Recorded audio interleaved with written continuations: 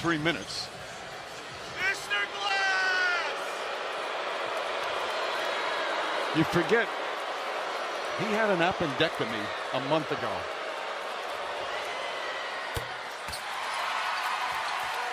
And you think about dealing with that and that surgery and the number of times we have seen him since he's come back from that he's been on the floor. And some of it are like get hurt a lot and make that much money. Embiid is signed through 2029. He's 32 years old. Again, immense talent, a generational talent and player who's on his way to being one of the all-time greats. Yo, YouTube, what's good with y'all, man? It's your boy, man, back at y'all with another video. Like, comment, share, subscribe, man. Y'all know the vibes, man. Appreciate y'all for checking out the channel. You know what I'm saying? So, the New York Knicks dismantle the 76ers, man. 4-0 sweep, man, to go to the Eastern Conference Finals. I'm not going to lie to you, man. When I went to the rec a week ago, my boy Mel was like, "Yo, my Knicks, we finna 4-1 these boys." I really didn't believe him. I thought the Sixers would at least be able to get 2 games, but man, the New York Knicks just looked way better than the 76ers did. Man, they wanted it more. OG Anunoby wasn't even there, and the Sixers still couldn't get a game. To be honest with you, man, I said this in my last video that I made.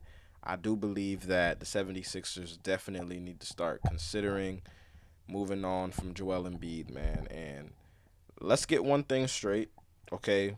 Joel Embiid, he did have a good game. You know, he did have a good game, for whatever the case may be. He went 8 for 8, 24 points. He didn't play terrible, you know what I'm saying? But the lack of defense, his inability to really move like he used to because of all the injuries and everything that he's gone through, man. I think the Sixers should move on, man. I don't think that Joel Embiid can win you a championship. I just don't see it, man. Especially not with this team. You got guys like Paul George. You know what I mean? Paul George, I think in game 3, he scored like, 15 points in the first quarter. And then the rest of the way, he gave you absolutely nothing.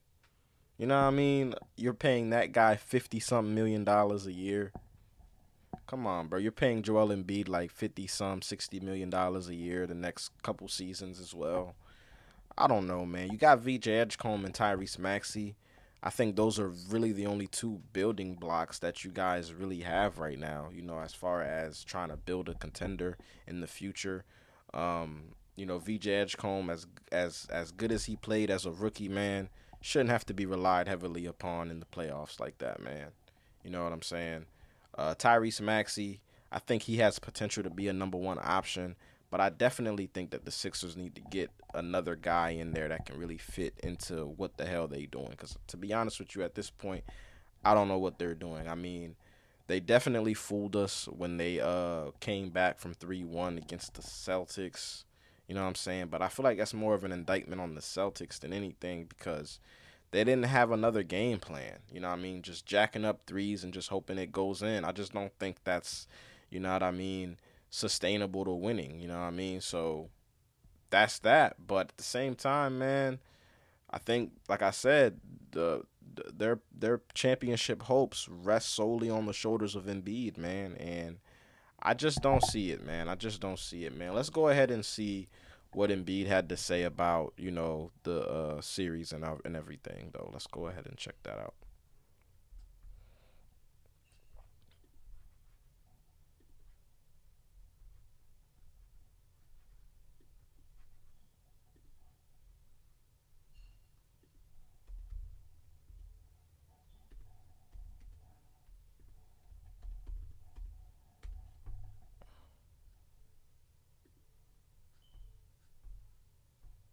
Again, I know we lost, and I know Yeah, I mean, I said it, and I'm gonna say it again.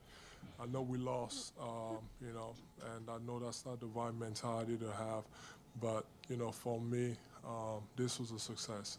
I came into this year not knowing where I was gonna be, how long I was gonna play, if I was even gonna play based on how the knee was the last few years, and I came in just hoping for the best, and I feel like we're in a position where we figured out the knee. Hasn't been an issue. Yeah, I mean, I said it, and Yeah, man. Yeah. So listening to Joel Embiid talk about, his injury issues and you know what I mean and all that stuff, I do feel him. I definitely think that Embiid wants to win a championship. I definitely think he wants to play in Philadelphia for sure. You know what I mean? But we're going on 13 years now, man, and it's like it doesn't matter who they put around him. James Harden, uh, Jimmy Butler. There's always something going wrong, with Joel Embiid and the 76ers, man. As far as he played 33 games, 32, something like that, something outrageous.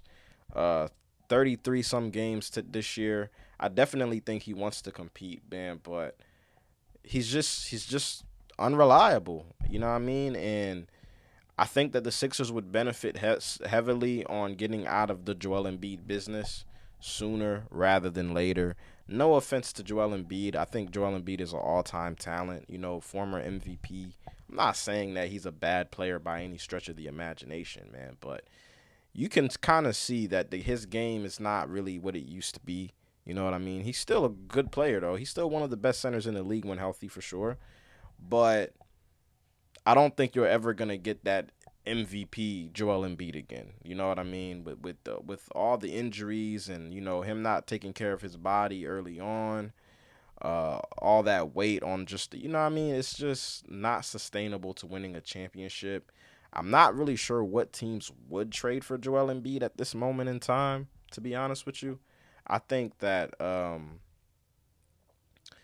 it would have to be a team that's like kind of stacked already. I don't know, to be honest with you, but I do feel like if Joel Embiid can get healthy and pass all his physicals and all that, I definitely think there will be a team out there that would take him, that would take his contract and everything, and just hope for the best. You know what I mean? Because he's still a really dominant player, man. It's just unfortunate, man. It's unfortunate.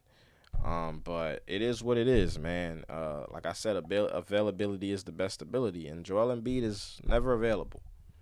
You know what I mean? But you can't blame the refs. You can't, say whoop de whoop. You wasn't there, man. You missing games. The team looks out of rhythm. You know what I mean? You gotta get up from underneath Joel Embiid's contract or Paul George's contract, bro. Because Paul George is washed, bro. Let's just be honest with you. But I do think that Paul George could benefit from being on a team like he could be the third option for real because Joel Embiid's never healthy, so Paul George has to kind of be the number two guy. I don't think he's that anymore in his career, so I think that Paul George would definitely benefit from being on another team where he could just solely be that third option. But his contract is kind of outrageous. He's getting paid like $52 million a season. He's getting paid like he averages 20, 22 points a game, and he doesn't. You know what I'm saying? So there's that. There's that dilemma. But you can't be paying Joel Embiid 60-some million a season. You know what I'm saying? You can't be paying what's his face? Paul George the money that you're paying him and being able to justify getting swept in the second round of the playoffs, man. I'm sorry. And to be honest with you, you really shouldn't have gotten out of the first round. So when he's saying that this season was a success, I don't understand why he would say that. The season was anything but a success, Joel Embiid. You barely played this year. Yeah, you made it past the Boston Celtics, cool, but you ended up getting swept by the Knicks, man. Where's the success in this season? I don't know, man. Maybe he's just happy that he was able to play, which I understand that, because, with his injury history and everything. But all in all, man, I just think that it was a disastrous season for the 76ers, man. It went bad. It kind of went bad, but I definitely think that they should consider moving on from Embiid, man. The process is over. I just don't see it, bro. I just don't see a light at the end of the tunnel for this team, man. Unless they make some moves this offseason. Unless they can move off of Paul George. I think they got to get rid of Daryl Morey. The Jared McCain trade never made sense to me, to be honest with you. I mean, he's been a very serviceable player for the Thunder, man. So I don't know where they were going with trading him. I just didn't understand that for their sake. You know what I mean? Yeah, he was coming back from injury, but this is a guy that averaged 15 points a game in his rookie season, bro. You got to at least let him come off the bench and give you something. But you trade him basically for nothing, man, just because you want to save a little bit of cash. I don't know, man. I think that the 76ers, man, that front office is dumbfounded. That front office does not know what they're doing. That front office is lost, and it's showing up on the basketball court as well, man. The team is lost. They got whooped. Man. They got killed. It wasn't even close. McBride dropping threes. You know what I mean? Joel Embiid getting dunked on and shit. You know what I mean? It's just, he can't move like he used to. He can't shoot the three like he used to, man. You know what I mean? He shot like 33% from three. You know what I mean? And that used to be in Joel's bag, the three ball.